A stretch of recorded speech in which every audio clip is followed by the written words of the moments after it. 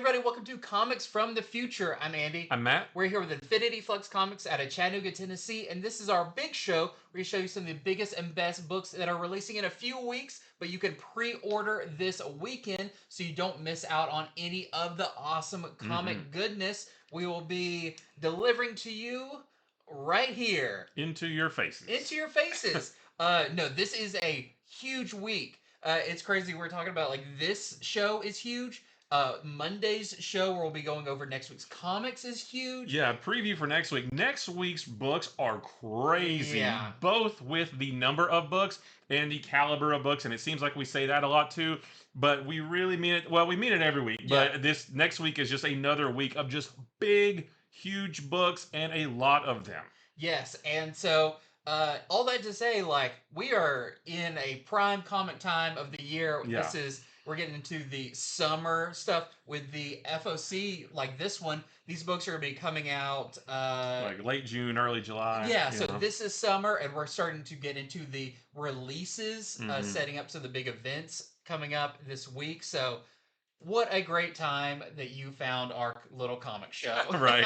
But let's get into this stuff. Yeah. As always, head over to infinityflux.net right now where you can place your pre-orders. The pre-orders are due Sunday by 9 o'clock. As long as you get all those in, you are guaranteed to get these books, and all the books you pre-order, you get 10% off of as an added little bonus. And the books are there now. I double-checked. I know on our Wednesday show, the books weren't there when we posted the video, but everything's there now. We're good now. Yeah. I think we're just over the holiday recovery period, and let's get into it. Starting with a pretty big section with our Prime Comic pre-orders, because it's the Man with the Shield. Yeah, so this is one that I am over the moon excited about. This is Captain America #1, a new series of Captain America written by Chip Zdarsky and the artist by Valerio Schiti. And yeah, it's been a minute. I'll admit, it's been a minute since I've had a Captain America book that I've been really excited for. Captain America is probably my #3 favorite Marvel character. Wow. And now we are getting a new run by the writer who brought us, in my opinion, the second best run of Daredevil ever, right behind Frank Miller, and now he's going to do it again with Captain America. So, this, at least the first story arc, I'm not saying the whole series, but at least this first story arc in this series is set not very long after Captain America first woke up from the ice. So, right around the time, the Avengers found him. I don't know if they're going to be in this all that much, but he's newly awoken in this new world. And it's an untold tale of Captain America's first encounter with Doctor Doom. And this actually takes place right around the time when Doctor Doom first became the ruler of Latveria. It says, when a fledgling dictator named Victor Von Doom conquers Latveria, Steve faces a critical decision: adapt to a new kind of warfare or forge his own path. And I think he's going to forge his own path. So we've seen some preview pages from this. They've been released, I think, in the preview catalogs and online. We've seen some design artwork as well. Captain America is going to wear his traditional suit, but he's also going to have like a cool like stealth suit.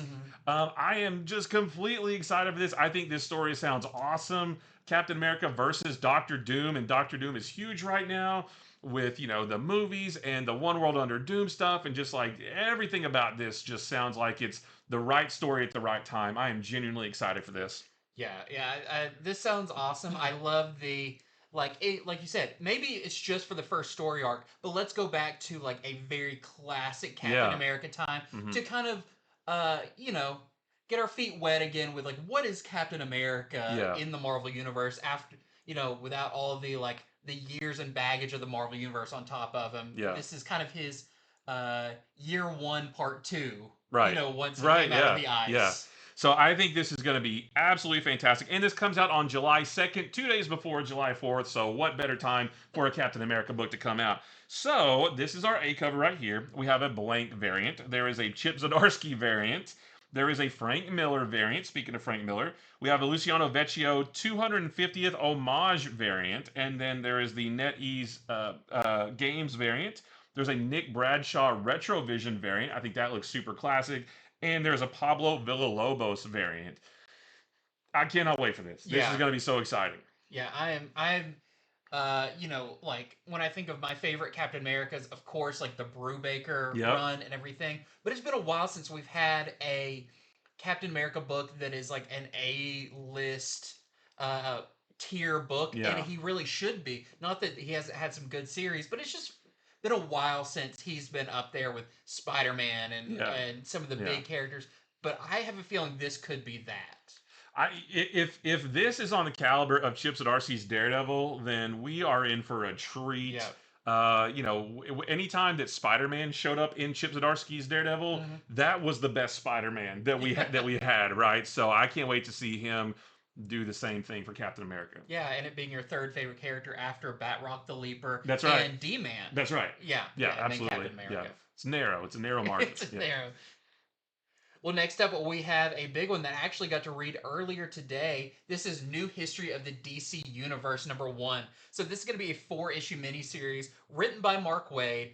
And in this first issue, at least, you have art by Jerry Ordway and Todd Knock. I think Todd Knock is going to be through a lot of this, but I don't know if, I think there's going to be... They kind of are going to get artists that fit the different eras of the DC Universe. But like I said, 4 issues. This is going to be your definitive history of the DC Universe, celebrating 90 years.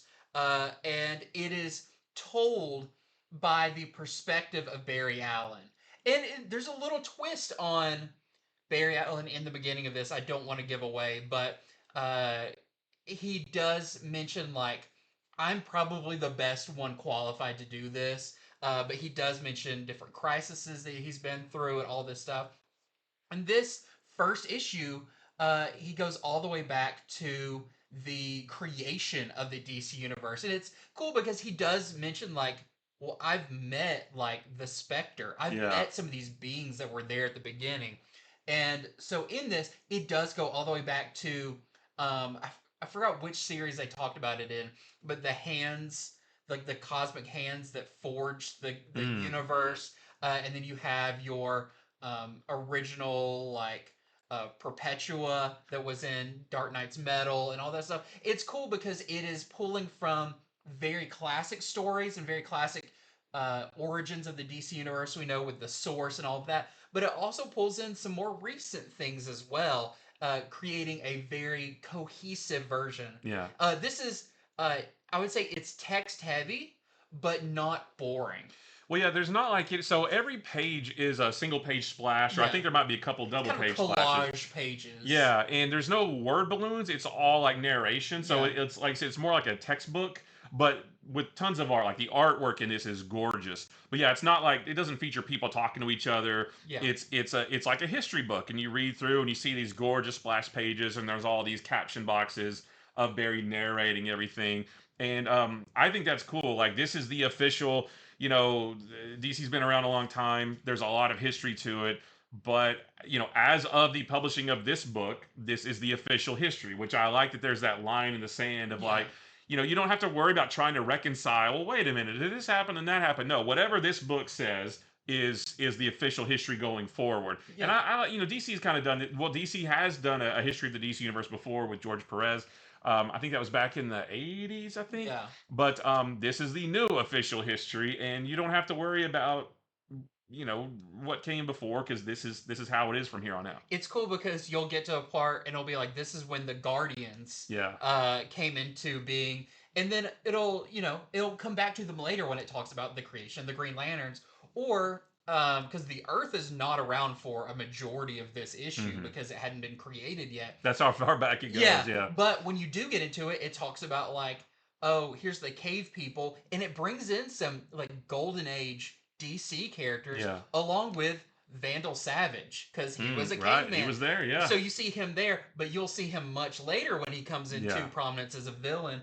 And it's cool to see like how a lot of these characters, like the Spectre, you'll see him mentioned very early on because he was like kind of an angel type character. But then this goes all the way up to the JSA, and you'll see him brought back in the JSA. And it's really cool to see a very cohesive, these, I get the history of these characters here. And this doesn't only just go from the beginning to the founding of the JSA. It's also, around that same time, you have All-Star Squadron. You have the Freedom Fighters. You have all these other teams, and it really does a good job reconciling what were all of their places. There's a lot of these teams or all these characters that are very similar, but how did they all kind of work together or coexist at the same time? This is going to explain that. So can't recommend this enough, especially if you're just a big DC fan and you love the rich history of DC. This is fantastic for that. You don't get all these characters that are on the cover, but I'll say they work in Unknown Soldier into this. They work in, Jonah Hex and Batlash and the cowboy characters. Yeah, there's some deep cuts in this. Yeah, very deep cuts where I was like, oh man, I haven't heard that name of, especially like it brings in like King Arthur and Merlin and all of that, and it's just cool. Yeah, it's just a really cool book. It's really cool and it's gorgeous. Yeah, it's visual. I didn't get the chance to read it, but I flipped through every single page. I was like, I wonder what. And the way that everything comes together, and it is a very comprehensive timeline, and everything seems to have its own place, and it fits. And I'm definitely going to be pre-ordering every single issue of this, but I'm also a big collected editions guy, and when this is all collected, that is going to be a fantastic like encyclopedia reference material for the history of the DC universe. Like, this is highly recommended for fans of comic history, fans of DC, fans of great artwork. And if you're currently reading DC and you just kind of want a better idea of the scope of the characters and everything, I did one mission too. So like the first page that's kind of Barry when you actually see him is drawn by Todd Knock, and I was like, oh, he's going to do like the bookends. But no, this actually switches back and forth between Todd Knock and Jerry Ordway throughout it seamlessly. So it's very, very cool. It's great. But this also has some fantastic variant covers. So this is your A cover, which is a wraparound with so many. Yeah. There's like the original Vigilante, Hawk Girl, Aquaman, Zatanna. Yeah. Very cool. But we also have this Dan Mora variant. And I think that Dan Morris is doing a cover for each of these. It's like Wonder Woman, then probably Batman, Superman, all that. We have a Ryan Sook variant. I love all these are kind of just homaging. Look at our rich history. We have a Scott Koblish Legacy wraparound with just tons of characters on that one. That's crazy. I love that, and I can't wait to dig deep into that. We also have this Ryan Sook wraparound foil, which is going to look fantastic. I love, I just don't know which ones of these to get. I'm flustered. I'm like, I don't want all these, but I don't. Yeah, like I said. Unknown Soldier, Sergeant Rock, Jonah Hex, the JSA, all of these characters are in this book, including Captain Comet and the Origin of Etrigan. We have a Art Germ cover, which is going to be a foil with Wonder Woman, and a blank cover as well, where you can just draw every character ever. Yeah, so you can draw more characters than what were on that other one. Yeah, challenge accepted. Yeah. They're all just little dots. And I feel like we need to say, too, just in case there's confusion, this is not setting up a reboot of the universe. No. This is nothing like that. This isn't rebooting, resetting everything. This is just giving you a history of the universe that we have right now, a little bit more cleaned up, a little bit more official, like here's when this character existed, and but it's not like setting up a reboot, in case you hear anything about, oh gosh, DC's rebooting again. This is not that whatsoever at all. Oh, sorry, I was just thinking about that book. I was just daydreaming. Yeah, no, so this is Beneath the Trees Where Nobody Sees, Rite of Spring, #1. This is going to be, I think the last one was a 5-issue miniseries, or maybe I think it was 6. So this probably will be as well. This is written and drawn by Patrick Horvath, just like the last series was. And this is the second series, the second volume of Beneath the Trees. And this takes place 8 years after the first kill that we saw in the first series. Samantha here, our cuddly bear character, she hacked up a duck person in the first issue of the first series. This is 8 years after that. And that kill happened back in the 1980s when it was easier for Samantha to cover her tracks. We didn't have as much technology and that kind of thing. But it's not the 80s anymore. And Samantha's going to learn that there are no secrets in the age of the internet. The loved ones of the people that she murdered haven't given up the flame of justice, and a reckoning is coming to Woodbrook, which is the quiet little town that she lives in. In the first series, she established rules for herself that she will not kill anybody in Woodbrook because it's a small town. Everybody knows what everybody else is doing. She always went to the big city to kill somebody because there's millions of people there and it's easier to hide somebody. We did get a little preview of this in the free comic book day IDW book, and yeah, one of the relatives, I think maybe the sister or something like that, of that Duck character that she killed in the first issue. Well, that character, the sister, comes to Woodbrook looking for her brother or whoever it was in relation to her. And so now everything's going to come back to her. So, yeah, I loved the first issue. It was one of my favorite books of 2024, and I am super excited for the next volume.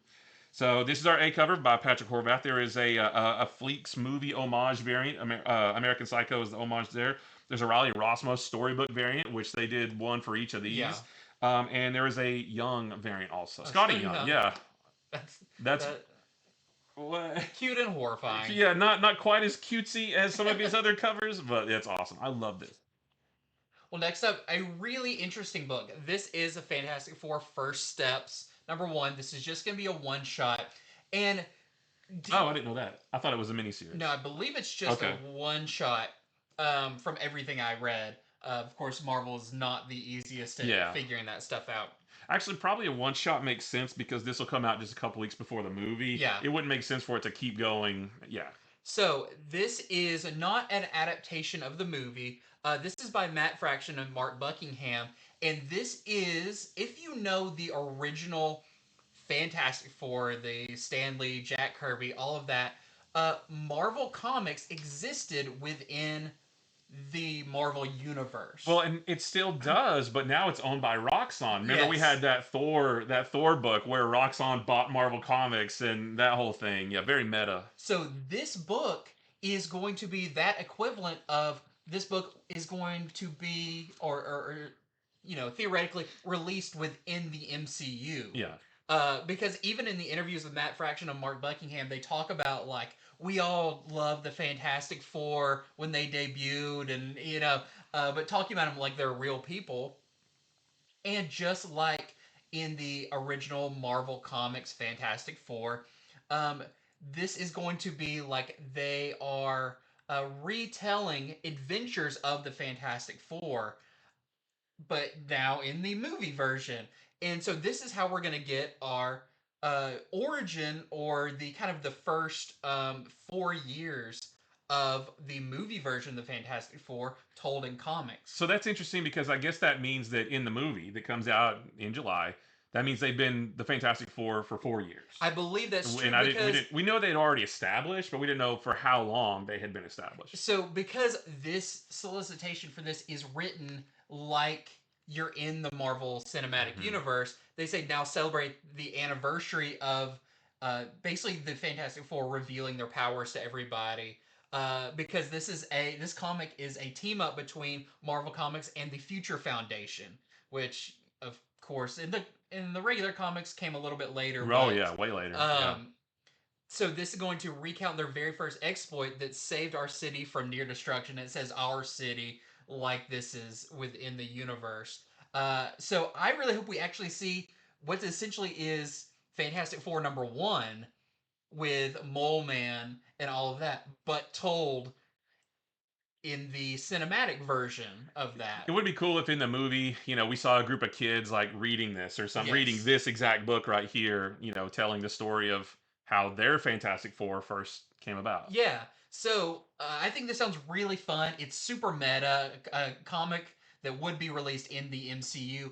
And I think that gives them liberties, just like in the original, where they would be like, it didn't really happen exactly that way. Ben Grimm would be kind of like, you made me sound stupid in this, or something like that. And they kind of did that in Logan, in the movie Logan. They the X-23, for all intents and purposes, Laura, she had some X-Men comics in the movie, and he's like, no, it didn't happen like that, and we didn't wear those silly costumes or something like that. Yeah. So I think it's funny, and that gives them a little creative liberty to be like, this is an exaggerated version Right, of yeah. what happened. But you have Matt Fraction writing it, awesome. Mark Buckingham has such a classic art style that is going to really fit the time period of the comic within universe. So all that being said, I think this sounds really fun. I can't wait for the movie. And so I only have the one cover for this. There is another cover. This cover's by Phil Noto. It also had another, like a B cover by Phil Noto, and it was the same thing, but it didn't say foil. The price wasn't any different. So I would maybe keep checking back to see is there, and I think there is a Mark Buckingham cover as well that was not ready. So there's going to be a little bit more to this. So keep checking back. Yeah, it may be where there's B and a maybe C cover, but they just didn't have the right images. I'm actually trying. I'm on the Penguin website right now to see if they've. But yeah, I don't. We'll check the website. If it does get corrected, it will be correct on there. Yeah, it's just the same. It's the same. It's the same thing. Yeah, that's weird. But it says variant, even though it's the same cover. I think that's just a glitch on the website. Yeah. All right, so this is a great cover. Yeah. So this is Godzilla Destroys the Marvel Universe #1, and this is written by Jerry Duggan and the art is by Javier Garron. So this is actually a variant. It put him in the wrong order. Oh, put him in the wrong order. Okay. I was about to say they're coming out swinging with the Fantastic Four. Yeah, I was gonna say, Four. yeah. But wow, the Thing, Godzilla, the Thing, that's awesome. So whereas this is also going to be a mini series, I believe, right? I know there's at least a number 2, yeah. Yeah. So whereas the other Godzilla versus blank, Godzilla versus the Hulk, Godzilla versus Fantastic Four, or Spider-Man, those have all been one-shots set in different eras of the Marvel Universe that hasn't really been connected to anything else. This actually is a mini series. This is going to tell one story across several issues. So this is your more traditional mini series. And in this one, Godzilla has been angrily awoken and has begun carving a path of annihilation. And Earth's mightiest heroes are going to have to band together to try to stop it. But when their efforts kind of fall flat, they're going to have to resort to doing something they never thought they'd do and team up with the world's villains as well. So it's going to be a big hodgepodge of heroes and villains going up against Godzilla. Will this be enough to stop Godzilla as it tears straight through the Marvel Universe into the Dark Dimension and other realms? Which sounds crazy. And how is the King of the Monsters connected to the mysterious metal vibranium, and what does that mean for Wakanda? So this sounds bonkers in the best way possible. He's gonna burst through, and Dormammu's gonna be like, "How'd you get here?" Who knows, man? I mean, he might show up in New York and then go through the negative zone into Wakanda. I don't know what's gonna happen, but yeah, how's vibranium play into it, and Wakanda, and different realms, like and heroes and villains? Like, this sounds like what comic books are supposed to be, just big, ostentatious fun. I cannot wait for this. So this is our Dave Watcher Marvelized Thingzilla variant. Yeah. This is the EJ Sue variant. That's really cool. There's the Javier Garron variant. Oof. There's a John Tyler Christopher action figure variant. That's hilarious. There's a Lionel Francis Yu foil variant. And then there's a Sean Galloway animation variant with. Can I tell you how much I love Godzuki? Godzuki, yeah. I've had to explain to people who Godzuki is, and I'm like, "Did you not watch the show?" Yeah. Oh, I still think about the theme song all the time. And Godzuki, yeah. And he puffs a little puff of smoke and stuff. And then the last one here is the A cover, which is a wraparound cover, and that's Mark Brooks, right? It's by Mark Brooks. Yeah, that looks great stuff. They're putting a lot of talent and effort on this book, which I think is so cool. This sounds like so much fun, and this isn't connected to anything. You can just read this without knowing anything about anything other than maybe who Godzilla is. And it looks like everybody's wearing like their most classic costumes. And yeah, so I love this. Well, next up we have another really fun one. This is Bring On the Bad Guys, Green Goblin. So we talked about Bring On the Bad Guys, Doctor Doom, I think last week or so. But this is going to be a series of one-shots, which I don't think are necessarily connected, but they do have a similar element that's going to be going through them. So this one is by Mark Guggenheim, Ethan S. Parker, Griffin Sheridan, and Matteo De La Fonte. And in this, it is a new piece of Norman Osborn's villainous history revealed. Thanks to a deal with Mephisto, Green Goblin is one of the most terrifying villains in the Marvel Universe.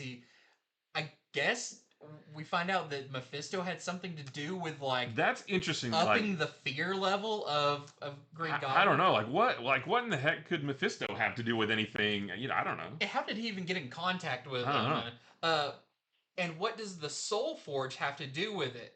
It does call it part 2 of 7 one-shots.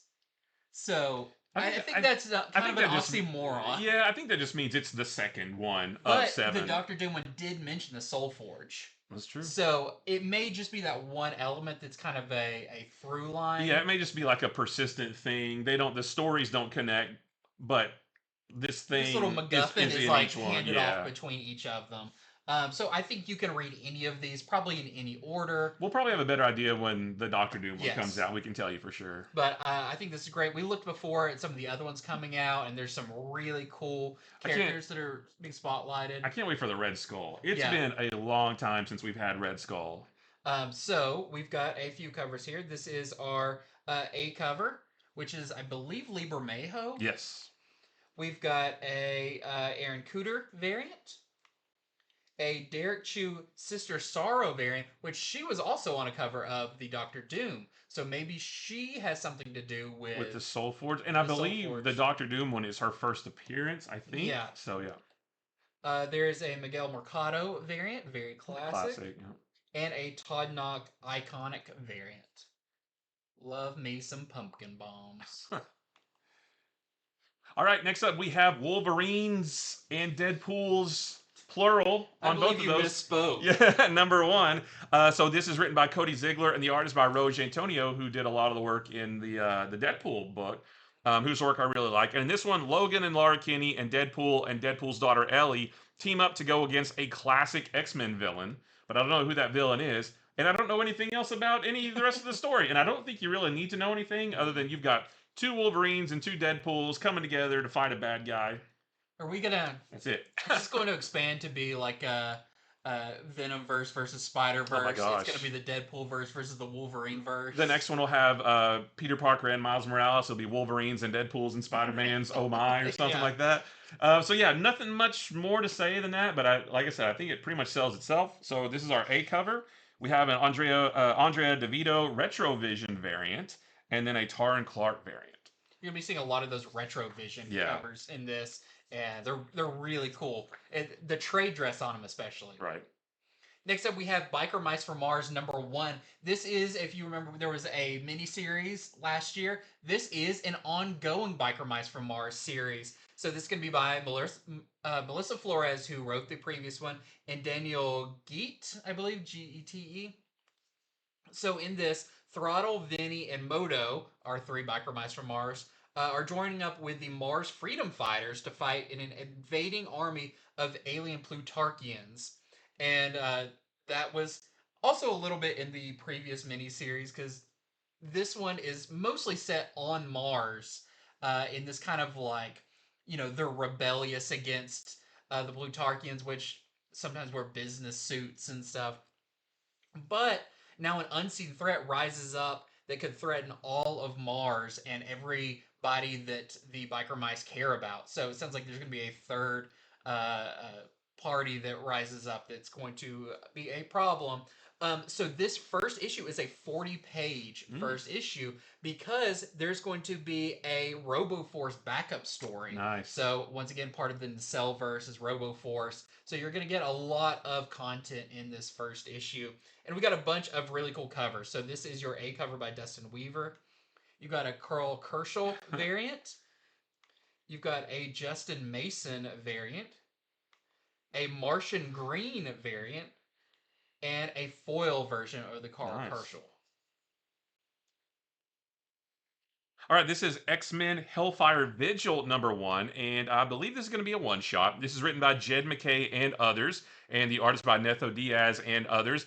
And it's been 1 year since the final Hellfire Gala, where everything went to chaos. All the a lot has happened in that 1 year. A lot has happened in that 1 year, but that's where the dream of a unified mutant nation was shattered, and that's what sort of led us into the From the Ashes era that we're in now. And it says this is going to feature the meets and the moments that fans have been asking for since the From the Ashes era began. And it says that there's a keystone moment, or this is going to be a keystone moment, marking the movement of one era into the next and setting up story threads that will play out across the X-Men line of books for the next year. So, and that's kind of what the Hellfire Gala books did back in the Krakoan era. Was like those were kind of like stakes in the ground, and then you had everything that happened until the next one. And now that there is no Hellfire Gala anymore, this is kind of taking that place. Yeah, so just sort of celebrating, the anniversary of the previous gala and setting up, planting seeds for new stories to come in the next year. So this is our A cover. We have an Akka variant. There's a Mateus Manhanini variant and a Rose Besh variant. Everybody loves some Emma Frost. Well, next up we have a new cool book from Image. This is News from the Fallout. This is going to be a 6-issue miniseries by Chris Condon, your current writer of Ultimate Wolverine and many other cool stuff. And the art is by Jeffrey Allen Love, who I wasn't familiar with, but from reading, apparently is a big illustrator. I've seen some comic covers they've done, but has never done, I don't believe, interior art on a comic. But some pretty famous other book covers and illustrations. So this is set in at least in 1962 Nevada. A nuclear bomb test goes horribly awry and unleashes a contaminant into the atmosphere that turns people into what they call the rotten, which Chris Condon talked about in a interview I read, where it's like you could consider them zombies, but he doesn't want it to feel like he's being held down by that genre. Yeah. So there's going to be some differences and some uniqueness to these rotten that's not zombie related. And this series follows Otis Fallows, a private in the U.S. Army who is present for the test and is the only known survivor. He flees the secret army base that this was done at in search of safe haven, but does such a place still exist? So this art on the cover, that's what your interior art looks like. So it's going to be very different, very unique. What I love that Chris Condon said was, we have a place in comics for your Marvel and DC. Well, you consider like your MCU action movies. He said this is like a Criterion collection. This is more of your art house. This is, a little bit more different, original. The pacing may be something you're not used to, but there's room for every different genre. Sure, here. Absolutely. So I think it's really cool. It's got this very ink wash style to it. Is the whole book going to be like black and white like this? I believe so. Oh, I think we have a preview of the first few pages. I guess we could go over it. Yeah. So this is your A cover by your interior artist, Jeffrey Allen Love. And we have a Jacob Phillips cover, which has some color to it, but definitely still invokes that very interesting style. Yeah, I'm definitely looking forward to this one. And next up is Absolute Martian Manhunter number 4. And in this one, there is a heat wave in Middleton, and that's causing what would normally be minor conflicts between neighbors to turn deadly. And can John Jones and the Martian cool things down? I don't know. It doesn't look like it from the cover here. Number 3 came out this week, and it was super fantastic. Did you read that I read it last night, and I loved good. it. This series is getting better and better and better. It is. It was super confusing at first, but every issue starts to make a little bit more sense. It's still very trippy, but I'm understanding better what's going on now. In issue 3, where the Martian and John Jones are kind of learning to communicate better. Like even the Martian says, like, I'm trying to learn your language. Yeah. And so it makes sense that, like, okay, yeah, the early ones are more confusing. Sure. Because they weren't as, symbiotic as they are. And the stuff they're setting up with the white Martians, so what does that mean? I feel like, and this, without giving anything away, has a lot to do with heat and fire and smoke and all of that. So I feel like this is kind of leaning towards that also. Yeah.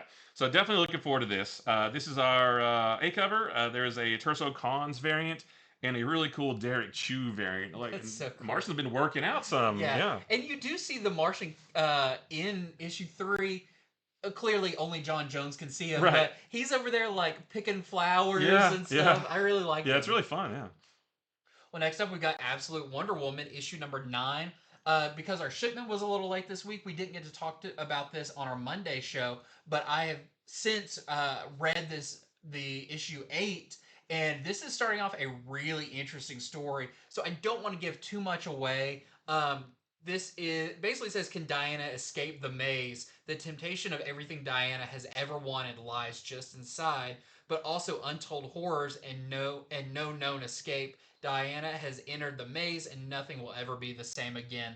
From reading issue 8, I know what she's wanted, but there is no maze to say in issue 8, even though I think that one also talked about she's heading into the labyrinth or whatever. Maybe it's this one. There is one thing that happens, and I wish you had read the issue because I need to talk to you about it. But there is I'll text you later after. Yeah, there's a potential location, I think, for this, even though I'm not sure how it would relate to a labyrinth or whatever. But there's a new villain that was set up in issue number 8 that is known by name, but definitely not by how they look in this. I think this story arc, I like the Tetracide story. I think this one is setting up to be even better because we've got our established cast and we know more about. They don't have to explain to us who this Wonder Woman is anymore. We can go full into the story, and I think this sounds really cool. So very excited for this one. This is our A cover. We also have an Inyuk Lee, which, I mean, that just looks like it's made to be a statue. Make a statue. I was going to say, make a statue of that, please. And we have a Murakami variant as well. Next up is Illuminati not the Illuminati from Marvel. This is a different Illuminati, but this is Illuminati #1. This is going to be a 5-issue miniseries. This is written by Brian Edward Hill and the artist by Dennis Cowan and Bill Sienkiewicz. Yeah, which is pretty crazy. So this is about a girl named Lily. She's an aspiring musician that has come to LA to bury her sister Jackie, Jackie was a rising pop star who died from a drug overdose. And now Lily's coming to sort of take care of her remains. But she knows that there's more to Jackie's death than what they're letting on. So she embarks on an investigation that takes her on a tour of the dark underbelly of the music industry, where she uncovers a centuries-old conspiracy that grants fame and fortune at a terrible price. So I don't know if there's going to be like some kind of supernatural shenanigans involved or what, but she's going to just try to figure out what really killed her sister and how deep and dark does this thing get. So I think this sounds really cool. And I guess this is inspired by maybe a story or an idea that Charlemagne the God had. Yeah. Because it says presents, but he's not listed as a writer. Yeah. But it's cool. So if you're a fan, I think it's cool how many musicians are getting into the comic scene. We've got the dude, that's that Def Leppard book. Yeah. The Free Comic Book Day book. We haven't read the whole thing, but that was awesome. I really enjoyed that one. Yeah, and we had the Hysteria is what it was called. Yeah, we had the Free Comic Book Day book and everything. So yeah, some really cool stuff coming out from musicians. And this is our only cover. Yep. Well, next up, we got to talk about Justice League Unlimited #8 because the scale of this is blowing up. Yeah. This is our final part of We Are Yesterday, and I feel like this is even though this wasn't, every time we go into like a event book or a crossover or whatever, it feels like that's the big event. But I feel like coming out of this is setting up the big event that's going to be coming later. But I still think it's pretty early. I still think it's only just dropping some seeds. Exactly. In. Yeah. So in this finale, it says a wave of chronal mayhem crashes on the shores of the Watchtower. I wonder if this is not characters from different times, or maybe this chronal energy hits some of the characters in the Watchtower and changes them to a different point in their history. So it hits Aquaman, and he goes to that, or they swap or something. They swap, or they kind of like time shift to a different look they had. But yeah, I can't wait for this. It seems super cool. I love that we're also getting a couple other characters in here, like Jonah Hex, Batman Beyond. We know there's the special coming out that is going to have Huntress and Batman Beyond in it and everything. So I'm so excited about all the Justice League stuff coming up. This is your A cover by Dan Mora. I don't know why you need anything more than this cover. This is everything. This is the one I'm getting. Yeah. And DC did, they posted a picture of this timeline and this was kind of like in the middle. Yes. And then in a couple months, we're getting, like the the Legion of Dark Side. Yeah. And then it said October, and it just had the Omega symbol. Yes. And this is all not directly setting everything up, but this is sort of, like I said, planting those seeds leading into these bigger stories coming. Yes. Yeah, we know we're getting the Dark Legion that's going to appear in Superman, and yeah, I mean, what a great time. Yeah. So that was our A cover. We also have this Edgecur variant with looks like the 90s Wonder Woman. Yeah. Batman Beyond and Blue Lightning Superman, which I'm a sucker for. Make that the new DC Trinity Cowards. Do it. We also have a Tiago da Silva variant with your Legion of Doom. A Salvador LaRocca variant.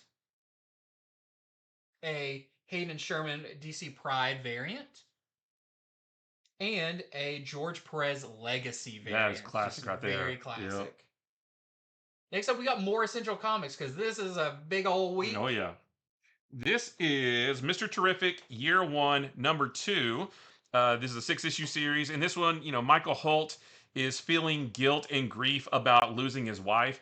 And the Spectre shows up to render divine judgment and maybe salvation.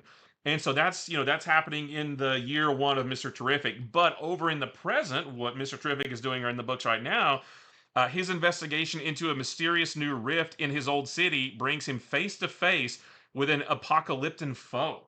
It's like, what? The first issue was like very, very street level. You know, it started in present with Mr. Terrific on the Watchtower, and he's still sort of researching these strange Omega events like what we've been seeing in Challenges of the Unknown, and he sees something that made him have to go revisit his hometown, and then flashback, and then that's the rest of the book was a very street level book about him, kind of like looking into this billionaire lady.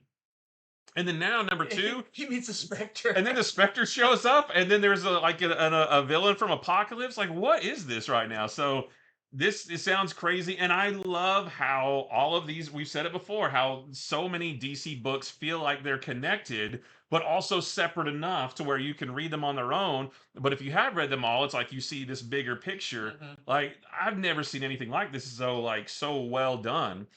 So this is our A cover, and there's a Jorge Fornes variant also. That's cool. Yeah. Next up, we have Superman number 27.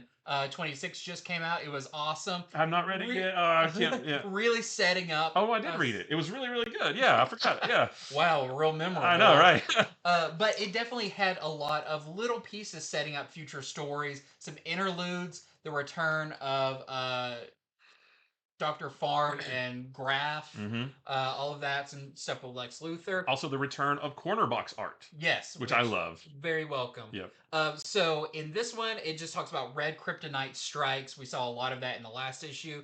And Lois, even though someone different went to see Farm and Graf in the last one, it says in this one, Lois goes to the people who infected Superman, the Lex Luthor Revenge Squad. Yeah. So Lois is also not too happy about this stuff going on. So can't wait for this. Loving Superman right now. This is our A cover. We also have a Derek Chew variant. A Gilliam March variant. I like the kid just like looking over like, hey, anybody see that? Yeah. We've got a Mark Aspinall variant. We've got a Rachel Stott DC Pride variant. A George Perez Legacy variant, and a Jerry Ordway Superman movie variant, which we've kind of seen a little bit of that scene in the trailer. Sorry, just making my notes here. And we've got Ultimate Wolverine number 7. Number 6 comes out next week, and we'll talk about that on Monday. In this one, it asks the question, has the opposition, which is the group opposing Colossus and Magic and those guys, have they finally helped Logan reclaim his identity? And what lengths will Colossus, Magic, and Omega Red go to keep their prize weapon? So it's like there's two sides battling over Logan and in a fight for his mind, basically. And it says, don't miss Ultimate Magic revealing the depth of her power. It looks like she's going to be Darkchild. Yeah, right. So this should be really... And she stabs him with a giant sword. Yeah. Zatanna knows a thing about that. So this is our A cover, and there's a Lucio Perillo variant. It's short. His claws look short there. Very short. Yeah. They're just coming out. Right. Next up, we have a new miniseries from Mad Cave. Don't forget your briefcase. This is going to be a 5-issue miniseries by Elliot Rahel, and the art's by Philip Sevi. And in this, it says everywhere the president goes, there's a military liaison who follows, carrying a briefcase with nuclear codes. But it's just been lost. This is a story about what happens when a 10-year-old boy finds it. Oh. So what's the worst that could happen? Yeah, I skimmed through. We got an early preview copy of this. The art looks really fun, and it does definitely have one of those moments of like, this is not good. Yeah. So sounds really fun. Mad Cave's doing a lot of great stuff. Hell, they are. We've got our A cover right here, and we have a Savage variant as well.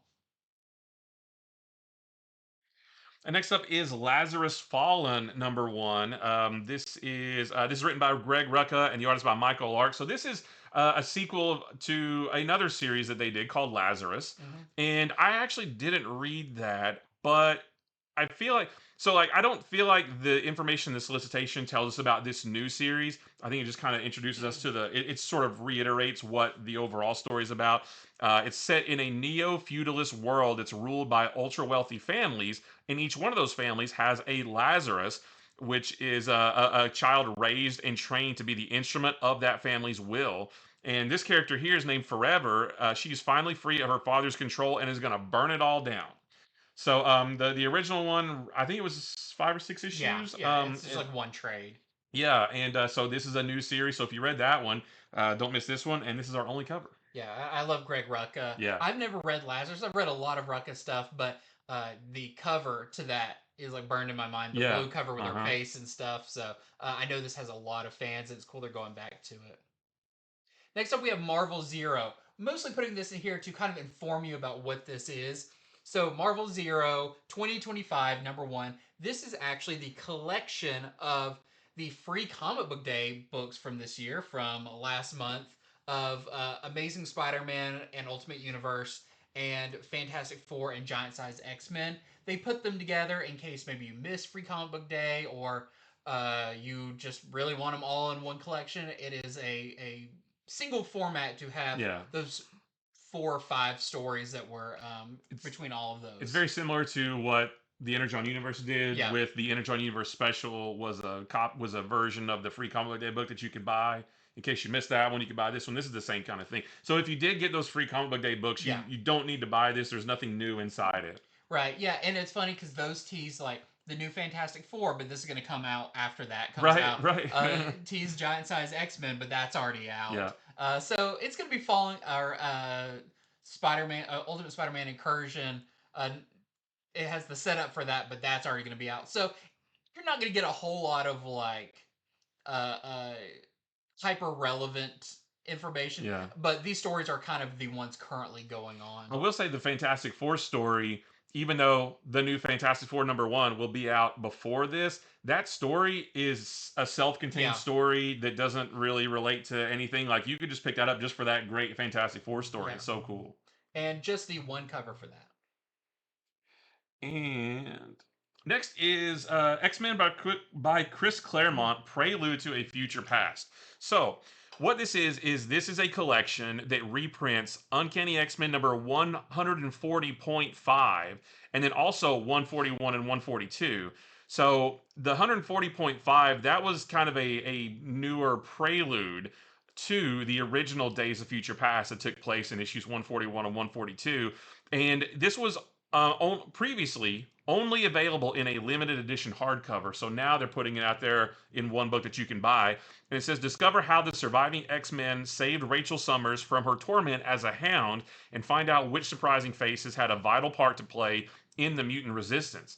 So if you like Days of Future Past, which is one of the greatest X-Men stories ever, or if you've never read it, this would be a great collection to get because you also get a prelude chapter to that as well, written by the guy who wrote it originally. And it just sort of helps to flesh out that world, because in the original you were just kind of thrown into this future and you're like, whoa, how did it get this bad?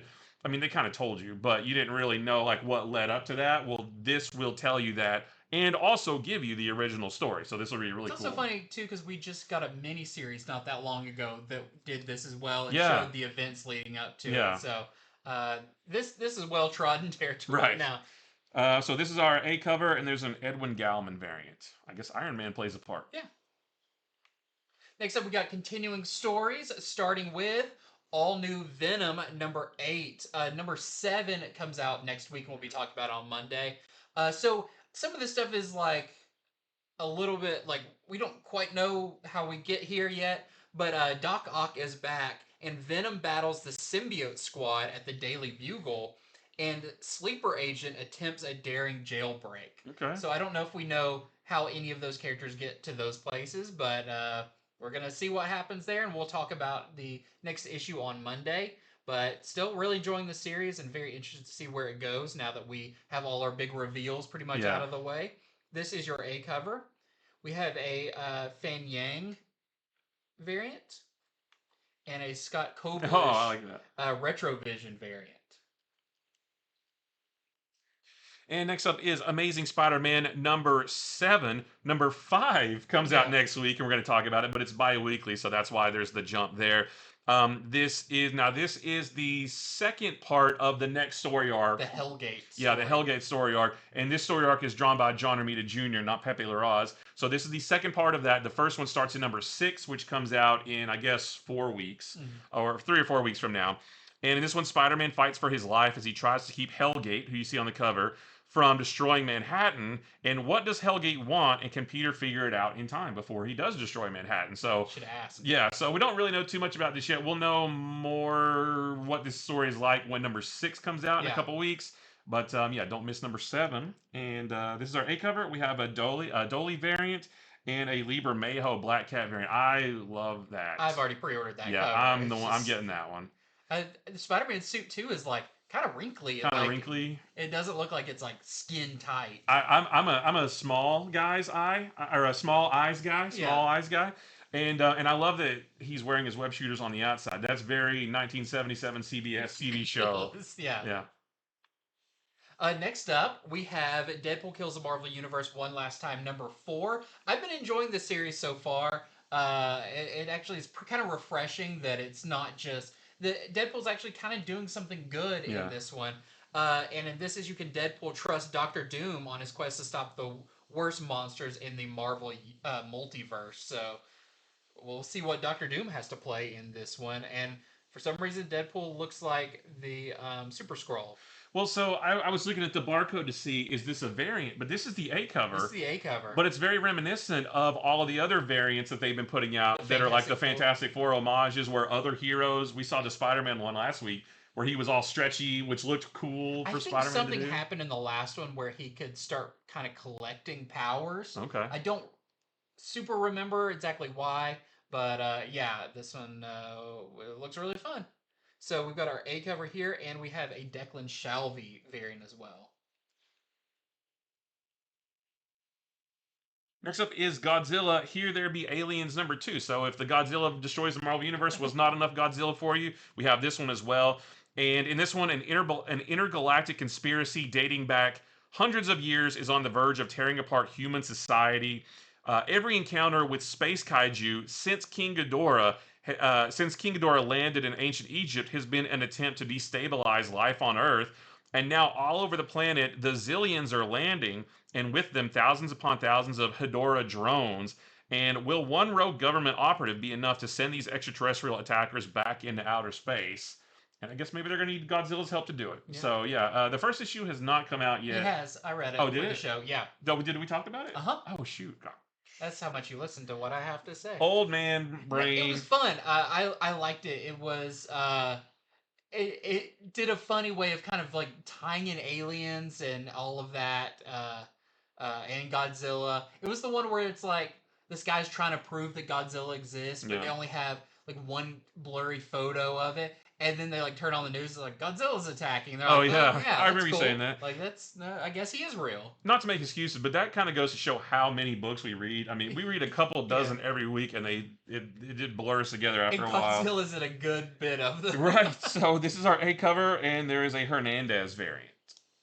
We've got a Godzilla book coming out next week. Yep. With Justice League Godzilla vs. Kong 2, number 1. Holy cow. Godzilla's so big in multiple ways. He's everywhere. Next up, we have Star Wars Jedi Knights number 5. Number 4 comes out next week. I'll be talking about it on Monday. But all of these pretty much are standalone stories with cool team-ups of Jedi that take place a little bit before Phantom Menace. This one, Jedi Master Sierra Longa, who I believe is one of the original Jedi made for this series, and Yaddle face a dark mystery. This issue is also starring Dooku.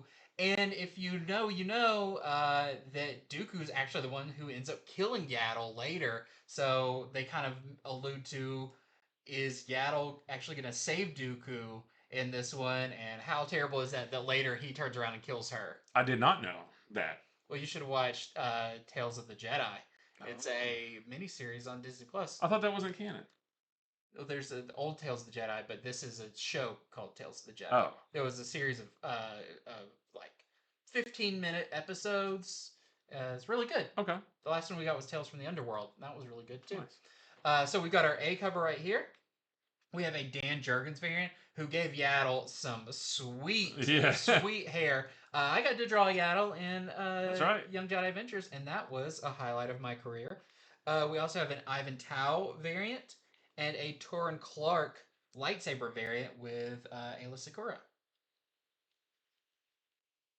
Next up, we got Cover Gallery. Just some real cool covers. Yep. Starting with Green Lantern number 24. Holy cow, there's some great ones for this. This is the Serge Acuna variant. There is a Viken Marion variant, which that's the one I'm getting. That's so intense. And a George Perez Legacy variant, which is super one, he's classic. like, I've got weapons, and I've got a dragon and a werewolf. Yeah, he went nuts on that. Yeah. Next up, we've got Peacemaker Presents the Vigilante and Eagly double feature. I love this this very anime-inspired cover. Sandwich. We also have a Jeff Spokes variant and a Raphael variant as well. We've got Green Arrow number 25. This is the David Aja cover. And I just thought this was a really funny idea. Yeah, and this wait.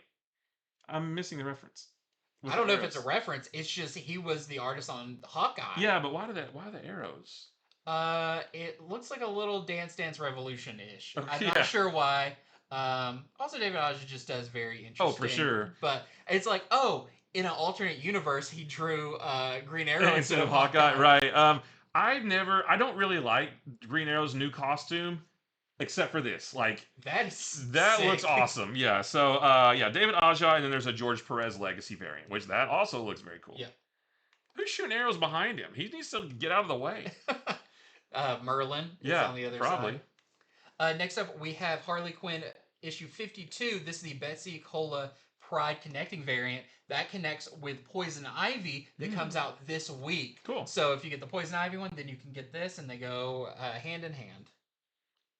And this is Flash number 22, and this is a George Perez Legacy variant. Next up, we have DC X Sonic the Hedgehog, number 4 of 5. This is the Danielle Di Niculo variant, and all these have been really, really nice. And this is Avengers number 28, and this is another of the Wes Craig Retrovision variants. That's very, that looks very retro, even the giant head and all of that. Next up, we have Daredevil 23. This is the Leo Romero Retrovision variant. And then Immortal Thor number 25, the Dan Jurgens Retrovision variant. That's very homage, like very Bill Simonson. Yeah, that's what I was thinking. The pose and the Rainbow Bridge and the planets.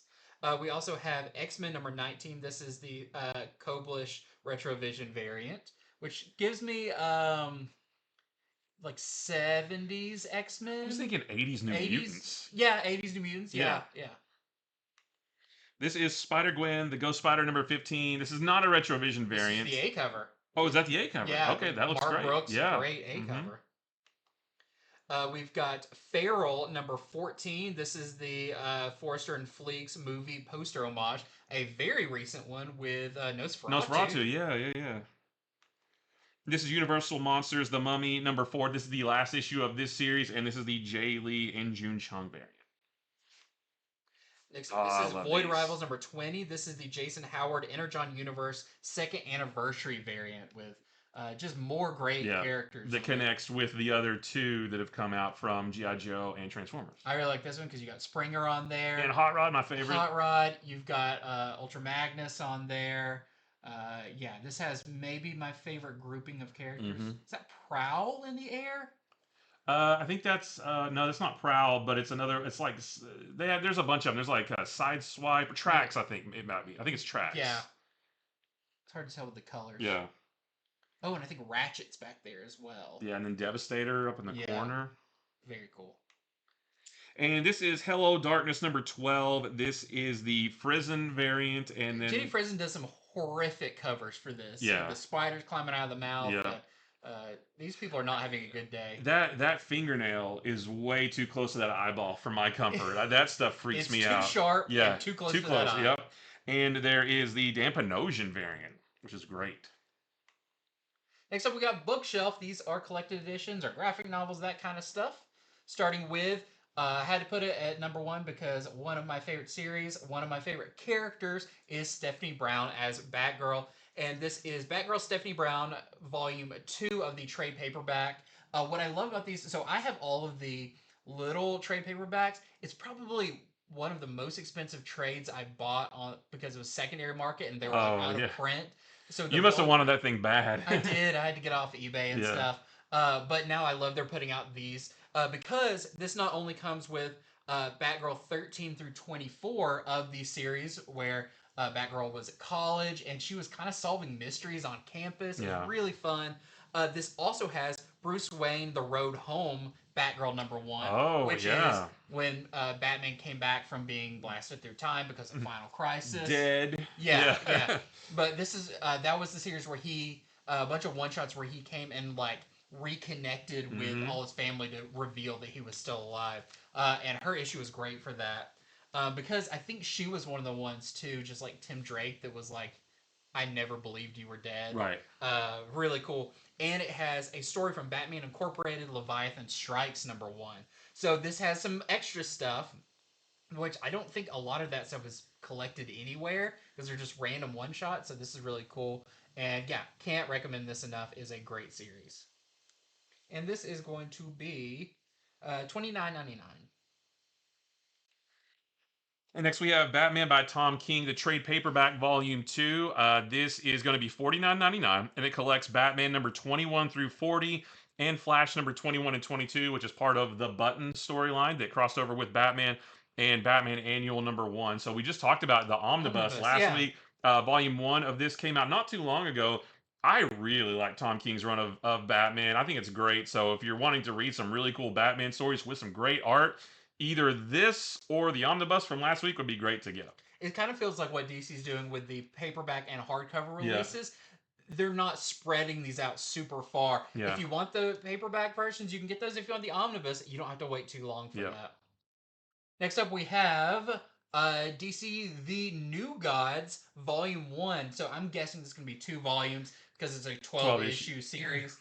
So we're only on... Are we even at issue 7 yet? I think we're at 6. I think 6 was the last one. So this collects 1 through 6 of the series that is currently going on, and it is fantastic. Evan Cagle, written by Ram V. A lot of artists worked on this, but they all do very interesting little bits of it, and we are really enjoying this so far. So all of these, I know you want this to be like a big oversized hardcover. That's what I'm holding out hope for. I really want the whole thing to be one oversized hardcover because that would be a great epic book to have on the shelf. But if you can't wait and you just want to read it piece by piece, you've got your Volume 1 here. This is, they're doing this as well as some of the other ones. So there is the hardcover, which is going to be $24.99, and the softcover, which is $17.99. Releasing on the same day. On the same day. Good, DC, just keep doing that. That's awesome. That way everybody gets to pick what format they want. I think we mentioned before, too, that like we were on a retailer call with DC, and they asked retailers, do you like that? Or do you want... Well, I think they just asked, like, just for, like, general, like, improvements. And, like, so many retailers are like, please stop releasing, or please let the softcover come out first. That's what they said. And I feel like this is even better than that. Hey, they're like, hey, how about we just do them both at the same time? You know? I love it, and it's great that you can have whatever flavor you want. Yeah, so props to DC for listening to retailers because that was I mean several people are like yes please do that soft Yeah. covers first. I am really excited about this one. This is So some old stuff. yeah, so this is the DC finest Blue Beetle. Blue Beetle challenges the Red Knight. So this is going to be $39.99 and collect some never before seen or never before reprinted Charlton Blue Beetle stories. So This we is Ted. This is not Ted Cord. Dan Garrett. Dan Garrett. Well, it's both. So Oh, okay, we it's have both. some Dan Garrett stories in Blue Beetle from 1964, number 1 through 5, and then Blue Beetle from 1965, number 50 through 54, and that's back when Blue Beetle was with Charlton, Dan Garrett Blue Beetle, as you see on the cover, and then we get some early Ted Cord stories from Captain Atom number 83 through 86, and then Blue Beetle from 1967, number 1 through 5, and Charlton Bullseye number 1. So you get a nice flavor of two different Blue Beetles. There's some Steve Ditko stuff in here, and even though that was with Charlton back in 1967, some of that stuff is on the DC Universe Infinite app. So I've looked through some of that, and it looks awesome. Yeah, like it's really great. Like and Steve Ditko did some of the artwork, but it looks like a little. I don't want to say better because I don't want to say that his artwork was bad, but like it looks a little bit more polished than maybe Amazing Spider-Man number 1, 2, 3, 4, and all that stuff. So I'm very excited for this. I've never really read any Dan Garrett Blue Beetle stuff before. Yeah. But I love Ted Core Blue Beetle. And like I said, that stuff from the 60s looks great. Mm-hmm. So I cannot wait for this. $39.99 coming out on August 12th. Next up, we have maybe you read a bit of this at Free Comic Book Day. This is Transformers' Worst Bot Ever. This is a graphic novel. This is by Brian Smitty and Mars Jr. And this is a kind of an all ages, or middle grade, that kind of stuff story about Ballpoint, who is it says truly the worst Decepticon. But you talked about this when we went over it, that he's very confident and very boisterous about his what his significance he plays in the Decepticons. Yeah, he likes to embellish a lot. So he'll tell the tale of the Cybertronian War and his role in it. He's like, I rode on Megatron's shoulder into battle, and he said that I was the best one, and I helped him defeat the Autobots. But he's a little tiny ballpoint pen, so. And it says, when his plan for taking out the Autobots goes horribly wrong, he's kicked out of the Decepticons for good. Will he be able to prove his worth by defeating the Autobots all by himself?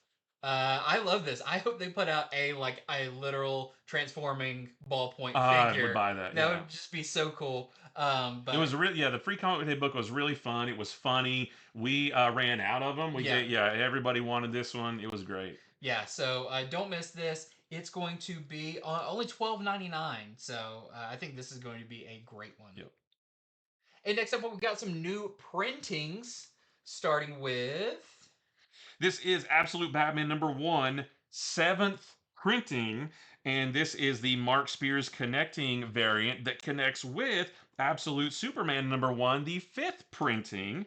This is also Mark Spears, and that connects with Absolute Wonder Woman number 1, the 6th printing as well. So, and rightly so. These are great. These are all great, and I'm glad they're going back to multiple printings because, like you said, I think last week, people are still finding out about these books, even though we're like several issues into each one of these now. People are still finding out about it, and so I'm glad they're still doing new printings because they're awesome. Wonder Woman looks like she needs to like maybe she used the hairdryer or the straightener too much on her hair, and it looks burned. Right, split ends. Yep. Next up, we have Batman Ghosts. This is Batman Ghosts: A Legend of the Dark Knight Halloween Special Facsimile Edition. So they've been doing these for all of these Legends of the Dark Knight kind of tie-in issues that went with Long Halloween by Jeff Loeb and Tim Sale. But really cool, like single issue reprints of those. I don't know if these are the stories that are collected in Haunted Night. I think they might be. Maybe, because I'm not sure. Because all of the Long Halloween and all of that I've read, all been in the collected editions. Yeah. But I do know, I think Haunted Night is these stories. So I love this cover. And like always, there's the regular edition and the foil edition of these. I love the mouth is the bat. Yes. That looks either way. It could go either way. Like it looks perfect as a mouth. This is Fantastic Four number 50, the facsimile edition. They've been doing facsimiles of, this era. They did 48 and 49, and now you've got the ending of the Galactus saga, with Silver Surfer. Yep. And this also will have a regular and a foil and a sketch variant, right? Yeah, like a blank. Yeah. I believe so.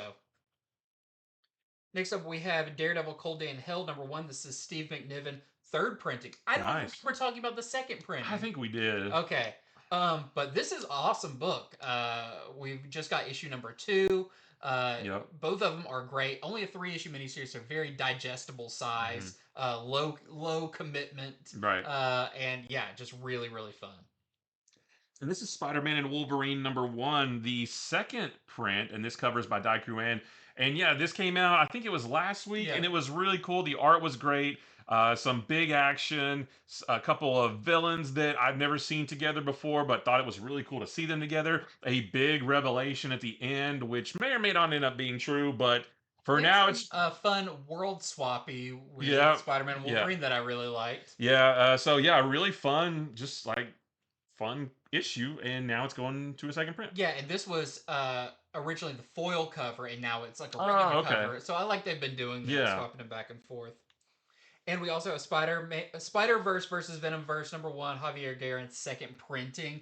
This was also the foil cover for that. That's right. Oh, that was a great foil too. The web was foil. Yeah. But this series is just getting started, this crossover series. So if you missed out on that number 1, go ahead and pick this one up so you can go ahead and read it.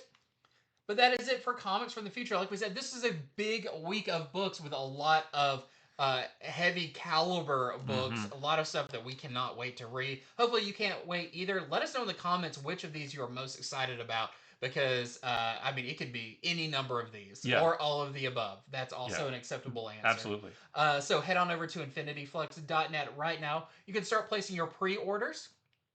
Your pre-orders are due Sunday by 9 o'clock, so you don't miss out on any of these awesome comics when they're released in a few weeks. We're mostly looking around 6/25 to like July 2nd, or maybe the week after that, July 9th, something like that. Yeah, somewhere around there. So about a month from now. A month from now, not too far away, and we cannot wait. Join us again on Monday for our show where we go over some of the big releases coming out next week. We've got huge stacks of books next to us, of very heavy caliber books, like big books. Godzilla, Justice League Godzilla. We've got Imperial. We've got the what's the Marvel one? The World to Come. Yeah, the Marvel Knights. Yeah, Ghost Rider Galactus. We've got a couple One World Under Doom Times. Ultimate Wolverine. Ultimate Spider-Man Incursion. Ultimate Spider-Man Incursion. Yeah. We've got Absolute Green Lantern. Absolute Superman. Like, it is a giant week next week. It's a giant week, and I can't wait to read everything and talk about it. Yeah. So join us then. Make sure,